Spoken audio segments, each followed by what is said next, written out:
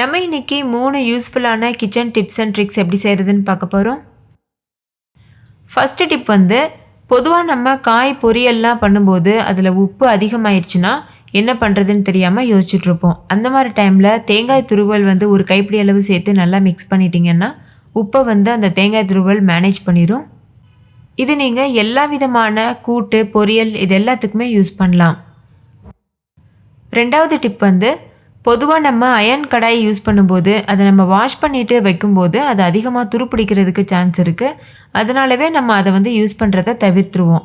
அந்த மாதிரி இல்லாமல் அயன் கடாய் துருப்பிடிக்காமல் எப்படி மேனேஜ் பண்ணுறதுன்னு சொல்லி நான் சொல்கிறேன். இந்த மாதிரி நல்லா வாஷ் பண்ணதுக்கப்புறமா அடுப்பில் வச்சுட்டு ஹை ஃப்ளேமில் வச்சு அந்த தண்ணியெலாம் ட்ரை ஆகிறது வரைக்கும் வெயிட் பண்ணுங்கள். தண்ணி எல்லாம் நல்லா காஞ்சதுக்கப்புறமா ஒரு 2-3 சொட்டு எண்ணெய் சேர்த்துட்டு அதை ஒரு டிஷ்யூ பேப்பர் வச்சு எல்லா இடத்துலையும் படுற அளவுக்கு நல்லா அப்ளை பண்ணிடுங்க. இந்த மாதிரி பண்ணும்போது அயன் கடாய் ரொம்பவே சூப்பராக மெயின்டைன் ஆகும். ஒரு நான்ஸ்டிக் கடாய் போல் மெயின்டைன் ஆகும். இந்த மாதிரி நீங்கள் மெயின்டைன் பண்ணிவிட்டு அந்த அயன் கடாயில் என்ன ரெசிபி பண்ணாலுமே நல்லா சூப்பராக இருக்கும்.